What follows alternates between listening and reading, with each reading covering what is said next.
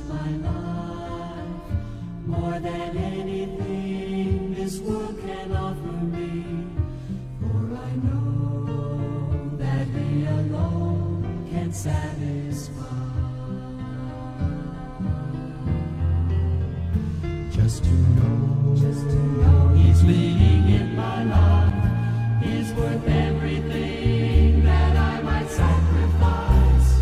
Oh, I want Jesus more than anything. Take the fame that I might want and all the things that seem so deep. I'd rather have Him than any praise that men may give to me. I want Him to have control and be the breath of life in me. I'd rather have Jesus, I'd rather have Him than anything. He had power without end. From the heavens He ruled the universe. Countless angels waited on His every call. But one day I saw Him all alone on a road to death and untold agony. Just for me He suffered. Oh, what a price to pay. Take the fame that I might want and all the things that seem so deep.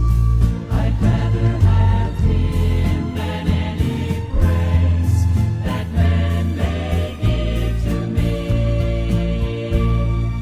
I want Him to have control and be the breath of life in me.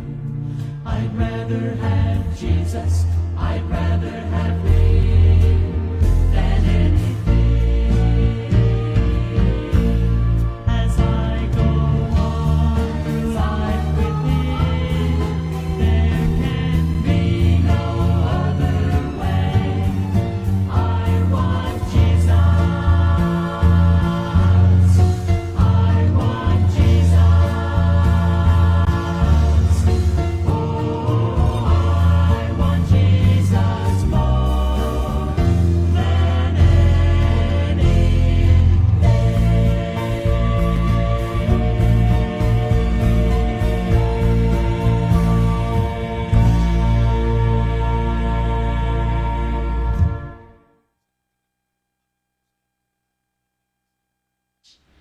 Isang magandang umaga po sa ating lahat mga ka-insighters. Ito na po ang ating programa, ang Insight from His Word. Kaibigan niyo po si Pastor Ray Sarsuela, Chespan ng Northside Baptist Church. Dito po yan sa siyudad ng Davao City. Medyo may problema ng konti, ano? So,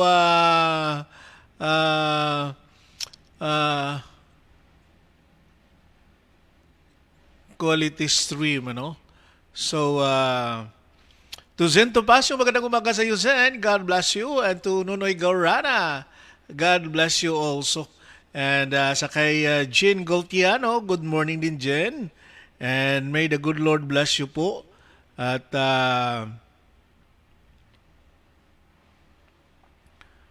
saglit lang ha. Mapakanta muna tayo kasi walang naayos na namin ito ni sa aking friend, saglit ha.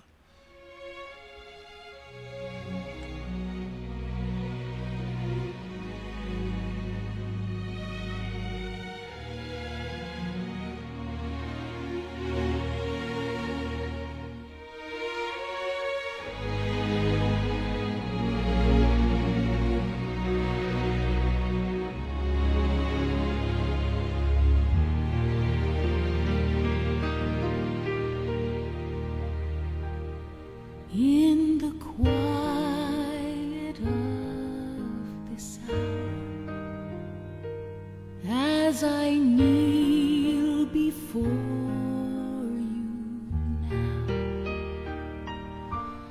I believe your promise to be faithful.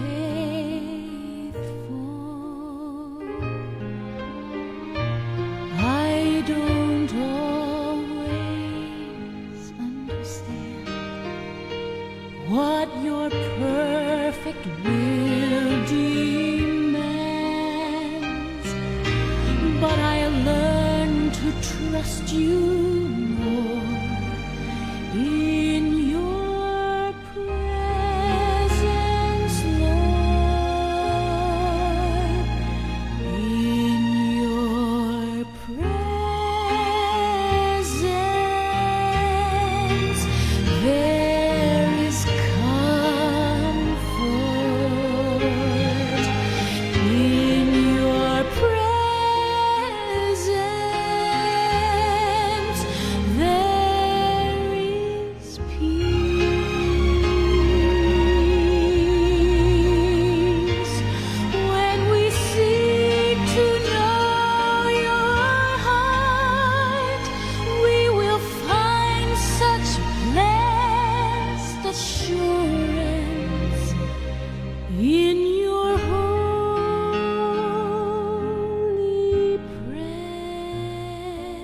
presence, Lord.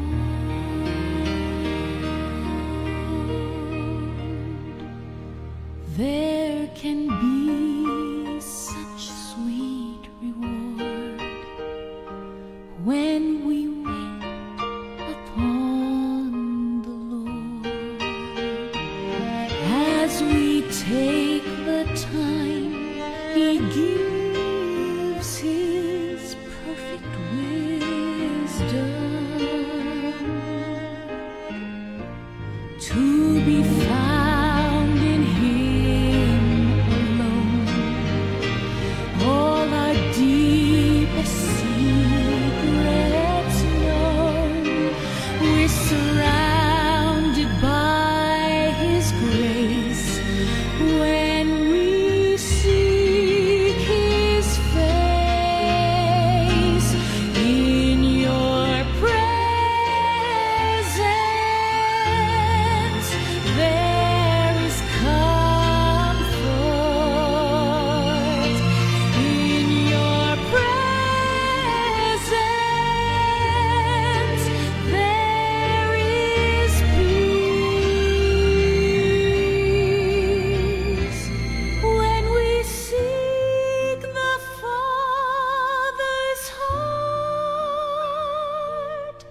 We will find such blessed assurance,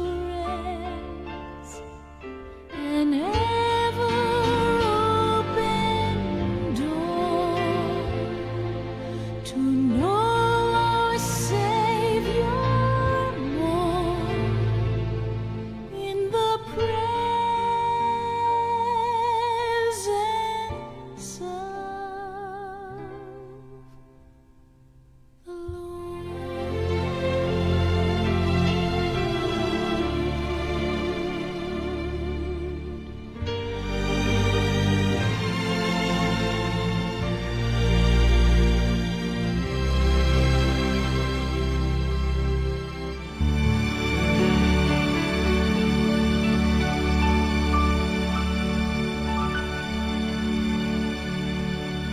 Thank you so much for that beautiful song.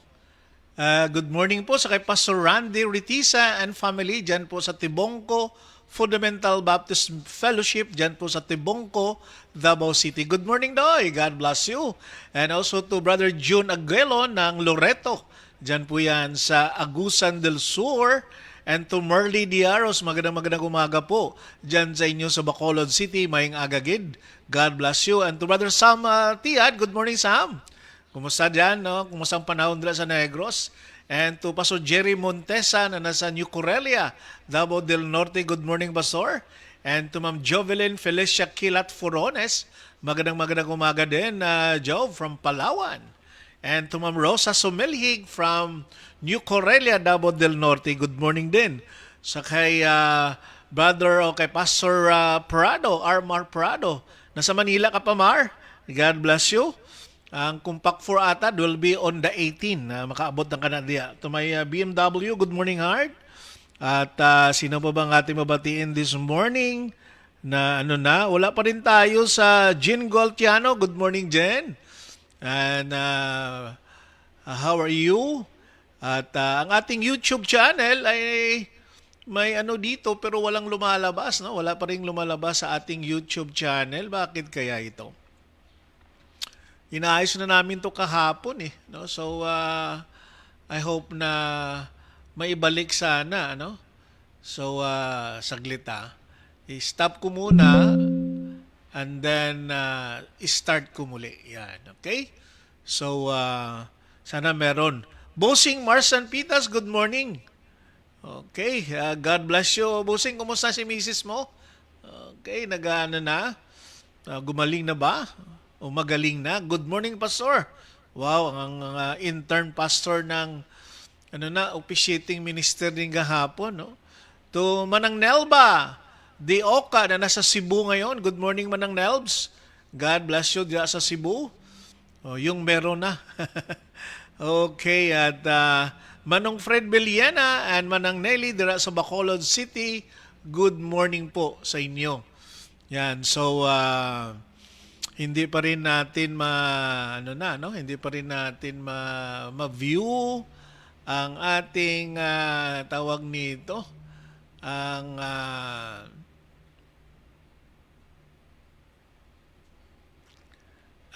tawag niyan, ang nasa YouTube channel natin, hindi pa rin ma-view. So, itry natin ito. Okay, na makapin natin ito, no? Saglit, Inaano ko pa to para lang okay. Hoping na no? So, may mga problema kunti, pero hoping na ma-solve, no? Wala namang na hindi ma-solve. So, hoping na makabalik, hoping na ano? So, try natin muli, So, stop muna natin yung YouTube channel at i-start natin muli. Baka meron na. Yan. Kumusta po ang ating sa Facebook live natin? Okay ba ang ang reception or what? Kung okay siya, no? So, sino pa bang ating mabatiin dito? Si Cathy Kimi, yan, ng Magara Baptist Church sa Magara, Rojas, Palawan. Good morning po. El Nido yung likod niya, no? Di ba? Ang background. At sino pa ba? Trangkaso pa rin, Bossing. Praying for your wife, Bossing. Sana gumaling na. Okay? Clear daw, clear. Salamat, Salamat. Kasi kailangan daw, ang frame daw very too low. So, wala pa rin ang ating YouTube channel. So, okay lang yun, no? Ang importante, meron tayo. Marhay na aga, Pastor. Yan, Brother Ferdinand Verses na nasa Bicol ngayon. Good morning po. Marhay na aga din sa iyo, Kabsat. Yeah. Okay? Christine Kaholo, good morning and congratulations. Talagang nag-o-taking na bilang pasado sa board exam ng mga teacher. Congratulations, Christine, and to your family, no? Si Cathy and your family, good morning po sa inyo. Yan. Okay, so Rizal Sidoro Balino, magandang umaga din po dyan sa inyo sa General Santos City. Yan. Okay, so makinig muna tayo ng ibang isang awitin pa, no? Okay, at ito ang Because He Lives, isa sa mga na.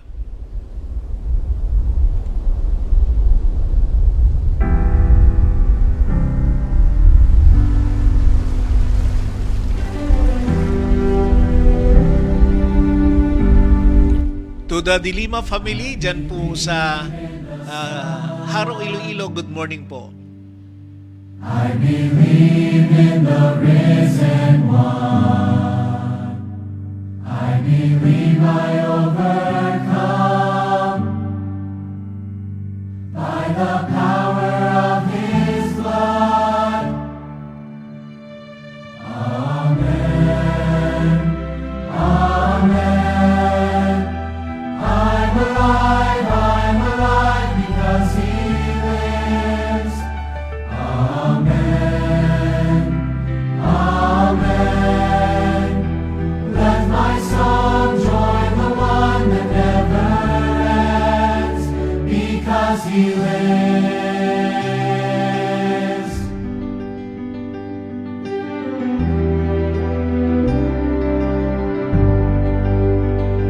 I was dead in the grave. I was covered in sin and shame. I heard mercy call my name. He rolled the stone away.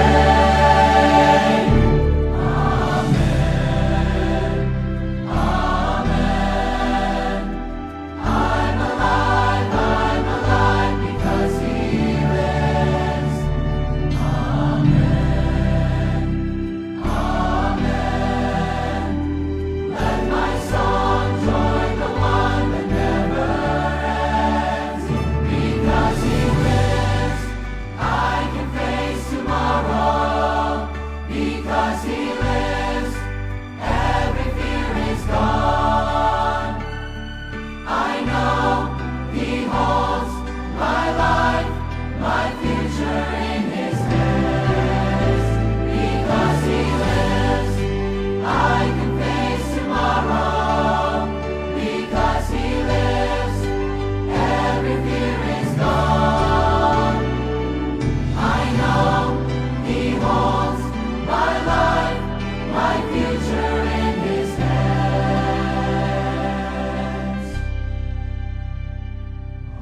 Amen. Amen.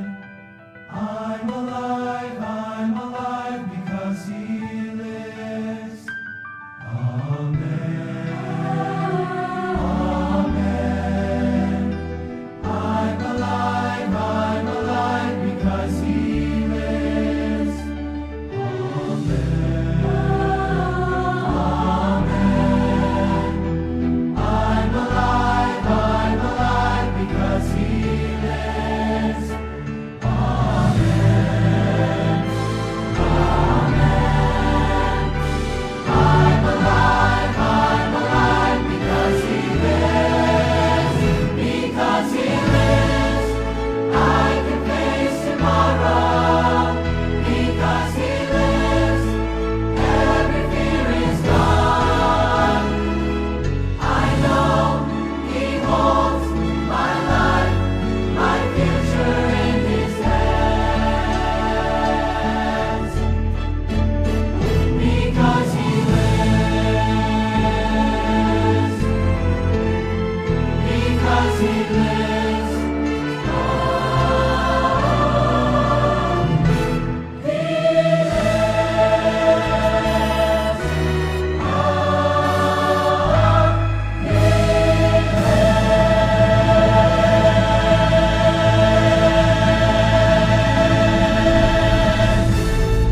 Hallelujah. Wow, he lives. Ang ganda ng ano yan, no? Ng awaiting yan. Hi, my name. At what a blessing to Engineer Joswell Locasan na nasa Samoan. Magandang tanghali po sa inyo dyan, Engineer. God bless you. Lapit ka nang umuwi sa Palawan, ano? To the Locasan family dyan po sa Puerto Princesa. Good morning. And also good morning also to Ma'am Cristita Bangrain Bingno ng Sunidco, Kabangkalan, Negros Occidental. Yan. Brother Rod Poblador ng Fundamental Baptist Church of Bislig City sa Surigao del Sur. Good morning. Yan. Loesa Gamayon Marahay. Good morning din dira sa inyo sa Guimaras. Pastor Puelo, Edwin Puelo from Zamboanga City. Good morning. Okay, and also to bossing Jonathan De Felix, Pastor Jonathan De Felix. Bossing din natin yan na Pastor Marsa, no? Ito yung mga puging pastor na nasa Quezon City. Yan. Paya po. Good morning. Yan. Rosel Sedoro Balino, magandang umaga, Rosel. And may the good Lord bless you po. And also to Rose Monte Alegre, good morning, Rose, from Magara, Baptist Church sa Magara, Rojas, Palawan. Good morning po sa inyo. Okay, at sino pa ba? Saglit baka may nakalimutan. To the Dilima family, good morning din po sa inyo dira sa Haro, Iloilo. Yan. Okay, sa atin po sa YouTube channel natin, hindi pa rin tayo makapasok, but don't worry, i-upload din natin yan after ng ating program para makasama ko rin kayo sa inyong mga smart TV dyan. Okay, tuloy-tuloy na po tayo. Ang ating good morning, Busing Bishop, napaya po the best. Okay. God bless you. Disciplining the mind. Yan po ang natin sa atin. Alice Bantiling, good morning, Ma'am Alice. And may the good Lord bless you po, Ma'am Alice. Yan. Okay, so tingnan muna natin at merong mga dito na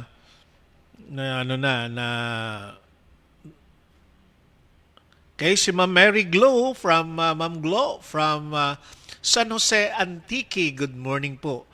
And also sa kay City Ranara, good morning din, Ranara. Okay, at Elizabeth Dorado, magandang umaga, Ma'am Beth, sa Negros. And also, sino pa ba? To my friend, okay, si Dading Barelli ng Concepcion sa may Talisay City. Good morning. Good morning, Ding.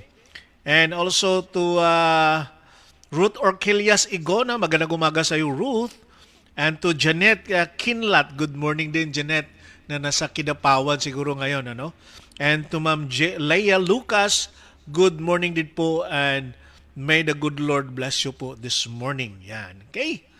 So, ang sabi niya mabait yan si Pastor Bossing Jonathan De Felix, tsaka Evangelist yan, the best. Oo nga, Kaso lang, hindi na mamansin na doon sa sa Biennial Conference. Okay, tuloy-tuloy na po tayo. Our verse this morning found in the book of 2 Corinthians, chapter 10. Ito lang aking t-shirt, El Nido din ito. Kaya medyo na siya, June Villarma, good morning, Pastor June. Diyan po yan sa Palawan. Yan. Trefani Selfa, good morning from Indonesia. Okay. So sinuot ko to kasi ang tagal-tagal na hinahanap ko tong El Nido. So thank you so much kay Pastor Joseph dyan sa El Nido, Fundamental Baptist Church. Nagpakain ng ilang libo kayong pinakain ng El Nido Fundamental Baptist Church during the Biennial Conference. Okay. So tuloy na po tayo. 2 Corinthians chapter 10 verse 5, we demolish arguments and every pretensions that sets itself up against the knowledge of God, and would take captive every thought to make it obedient to Christ. Lord, salamat po sa mensaheng ito o sa pagsalusaluhan namin na bersikulo at mensahe mo po sa umagang ito.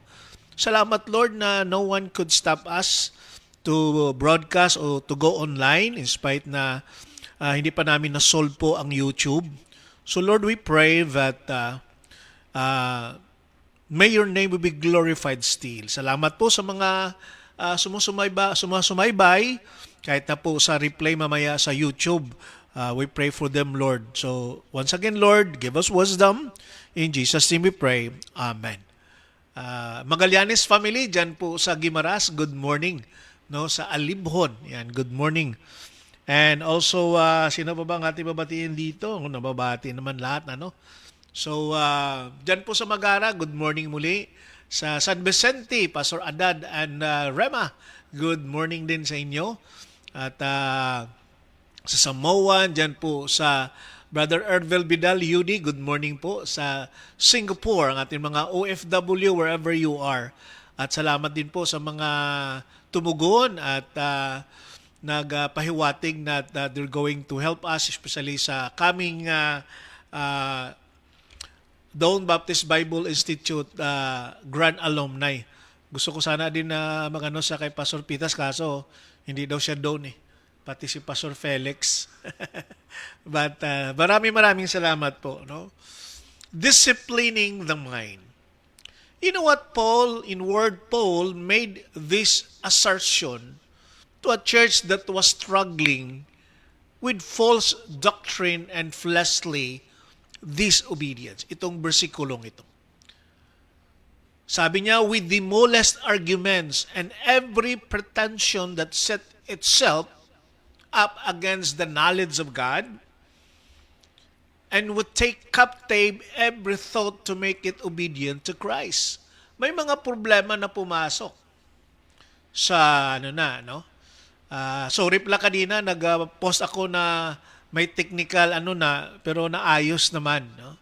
So salamat na nabasa nyo rin. Daisy Velasco Tabohara and family, dyan po yan sa Simirara Island sa Kaluya, Antique. Good morning po. Okay, ang iba po nasa kahapon ata na nag-comment, no? Marilyn Tilain, good morning din po diyan sa Iloilo. Sila ni Rachel Gabiniti, Pastor Aguilar, good morning po sa inyo. So tuloy-tuloy na po tayo, To my BMW, good morning heart. So, this is the assertion of Apostle Paul because sa church sa Corinth po, nagsastruggle sila because may nakapasok na false doctrine at fleshly disobedience. So it was attacked from without by philosophies contradicting the gospel, and it was attacked from within by the internal division and petty arguments. So meron talaga yan. Kaya sabi nga ni Apostle Paul, we should be watchful na baka mayroong makapasok kasi nga tayo, open naman ang simbahan natin kahit kanino, pero marami din ang mga sitwasyon na nakapasok na gumawa ng mga bagay ng gulo doon sa loob. No, di ba? Teaching false doctrine at nagtuturo na hindi sumusunod sa sinasabi ng Panginoon. So, and though he was speaking primarily of a church life, all of the dynamics the Corinthians were facing in their fellowship are also dynamics we face in our own minds. Diba? So, makikita po natin yan. Isang bagay ito na nagpapahiwatig that we need to be watchful. Actually, sinasabi ito ni Apostle Paul directly to the church or to the church life in Corinth. Pero tayo din, even as an individual, maranasan din po natin yan. So we need to discipline our minds. We need to discipline our minds. We struggle with disobedience. Alam nyo ba yan? We struggle for that. Lahat na tao siguro. Kahit alam pa natin na tama, pero sometimes our fallen natures nagsasabi, wag mong gawin yan. Masisira ka niyan, di ba? Kahit alam natin na tama. Pinagdidibatihan pa natin yan. We stirred up mental discord with others. And we wrestle with false ideas about God and about life. Pag yan na po ang mangyayari na para bang nagre-wrestling na, ang mga bagay na yan, kung susundin ba natin ang Panginoon o susundin natin ang kagustuhan ng mundo. So, Apostle Paul make an appeal or he give some reminders to the church of Corinth. Kunin nyo na po, demolish arguments. Ito talaga, maraming ito nangyayari ngayon sa loob ng simbahan. Nagbangayan, nagdidibate. Ang iba, umalis na lang. Di mo mapipigilan. So what we learn from this concept of taking every thought captive is that God wants us to think correctly. And how can we do that? We need to discipline our minds on the things that God wants us. Diba? So, isang bagay ito na makikita po natin. Pastor Roven Hoyo, Bishop Hoyo, kumusta? Salamat na nakalabas ka na sa hospital din, ano? Ang dating, an emeritus ng Luacan Baptist Church, Pastor Ruben Hoyo. Yan. Classmate ito ni Mrs. Adone. Yan.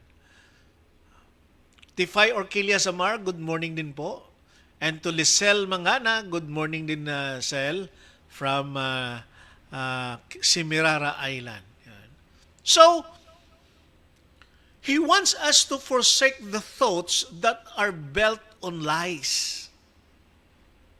The ones that say God won't protect me or provide for me, my future is in doubt, my enemies might get the upper hand. I'll have to take matters into my own hands.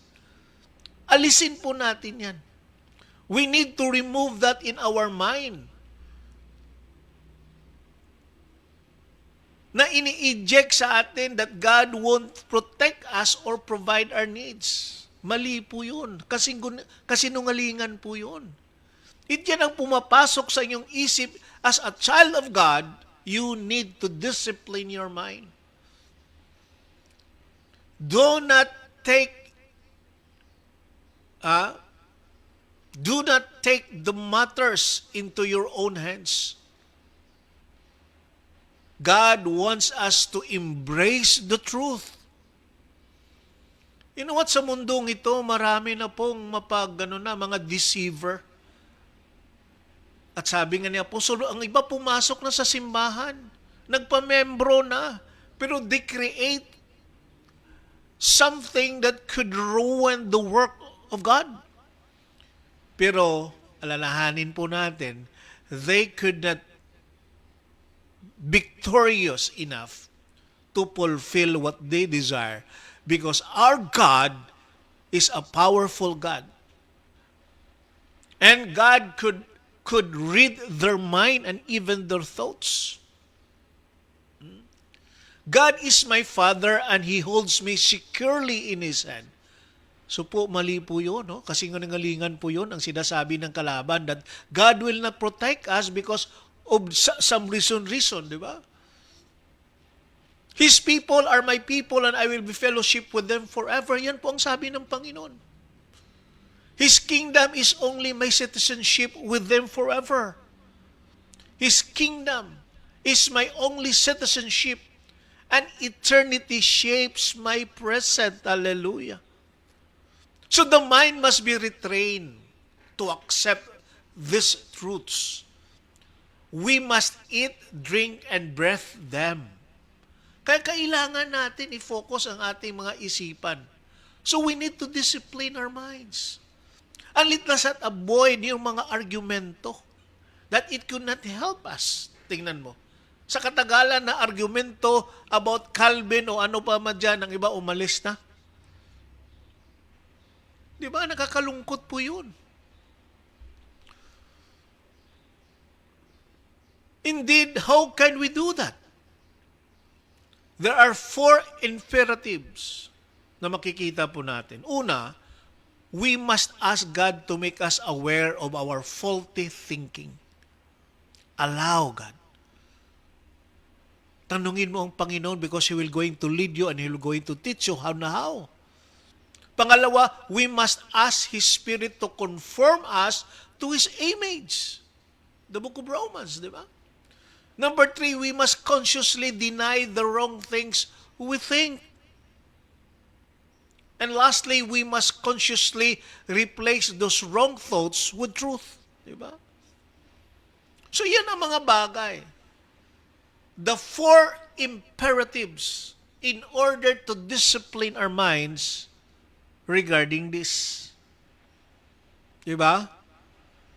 Number 1, we must ask God to make us aware of our faulty thinking. Pangalawa, we must ask His Spirit to conform us to His image. And then pangtatlo, we must consciously deny the wrong things we think.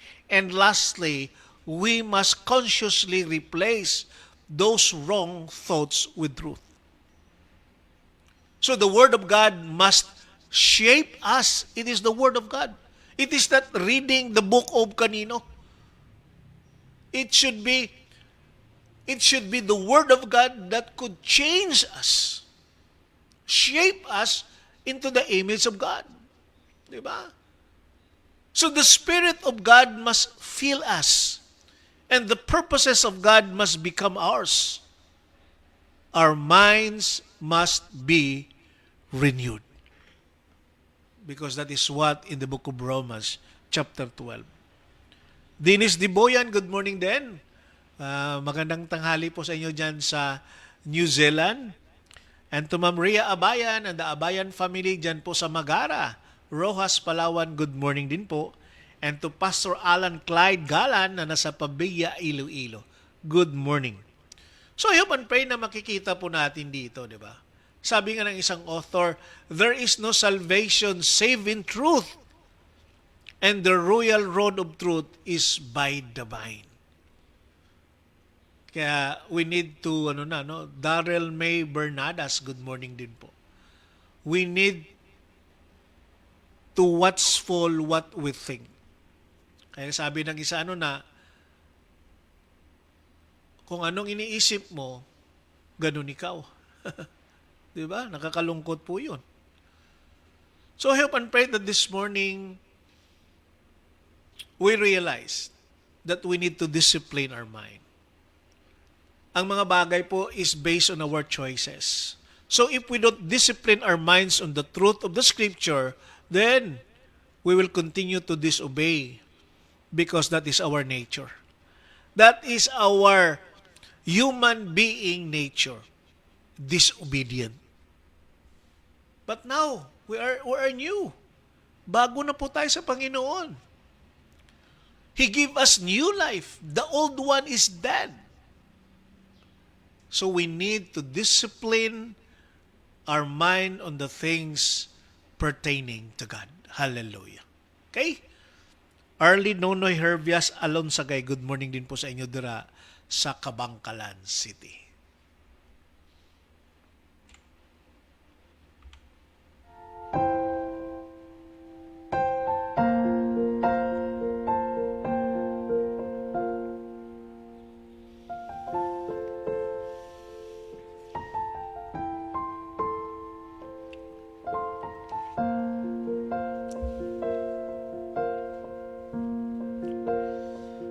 Panginoon, nagpapasalamat kami muli na tinuturuan mo kami at diniremind mo kami, Panginoon, regarding our mind. Minsan po ang aming mga pag-iisip, our thoughts is a dumping ground ng mga kalaban. Kaya Panginoon, sa umaga pong ito, lumalapit kami sa iyo.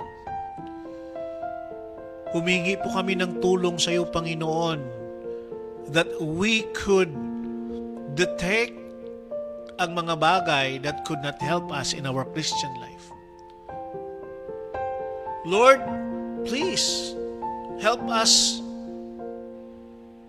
aware of our faulty thinking. And Lord, allow the Holy Spirit to conform us to His image. And Lord, help us consciously to deny the wrong things that we think and replace those wrong thoughts with truth. Lord, salamat po. I know and we all know that your words is the one who shape us, and the Spirit of God must fill us. And the purposes of God must become ours. Lord, help us to renew our mind. Salamat, Panginoon. Diyan ikaw palagi. Salamat, Panginoon, na tinuturuan mo kami on how to obey you because our nature is disobedient. Kaya salamat, Lord, sa pagtuturo mo po sa amin. Lord, we pray for this broadcast na sana tuloy-tuloy ito, Panginoon, na sana makabalik na po kami sa YouTube channel namin. At salamat sa kay Bong na tumutulong din po. Kahapon okay na po ito eh. But Lord, we pray na alam na po namin sinasabutahe po kami ng kalaban because ayaw nila, Panginoon, na broadcast namin ang iyong salita. The truth, the biblical truth. Marami silang paraan, Panginoon. But we pray, Lord, tulungan mo kami.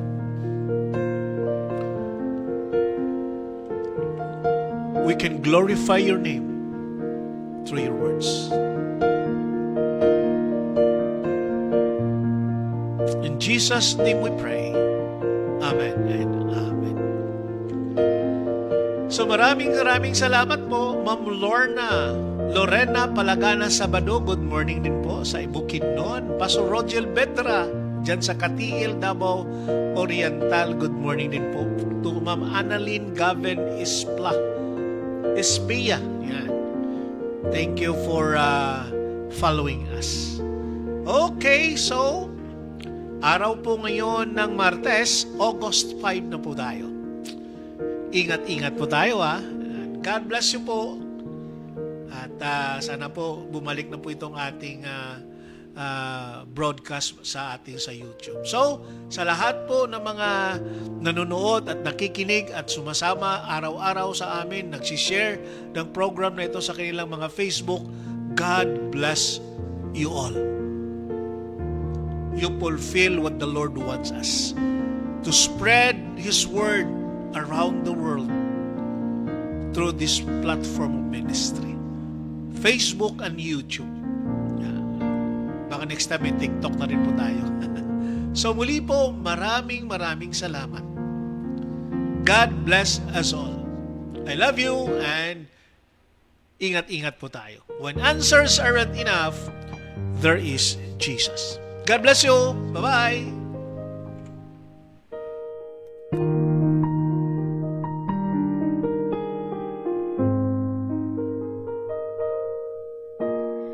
You have faced the mountains of desperation. You have climbed, you have fought, you have won. But this valley that lies coldly before you casts a shadow you cannot overcome. And just when you thought you had it all together, you knew every verse to get you through. But this time all the sorrow broke more than just your heart, and reciting all those verses just won't do. When answers aren't enough, there is Jesus. He's more than just an answer to your prayer, and your heart will find a safe and peaceful refuge. When answers aren't enough, He is there.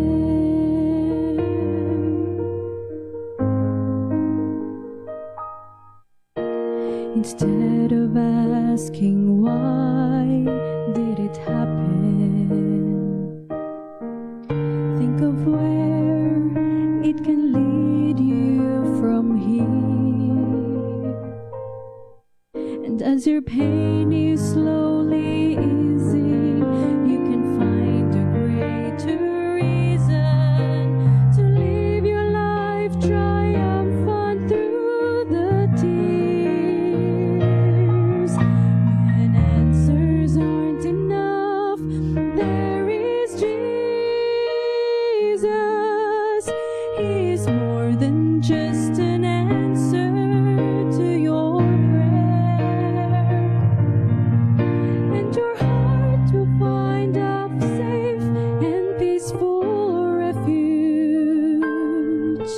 When answers aren't enough, He is there. When answers aren't enough, there is Jesus. He's more than just an answer to your prayer. And your heart will find a safe and peaceful refuge. When answers aren't enough, He is there. When answers aren't enough, He is there.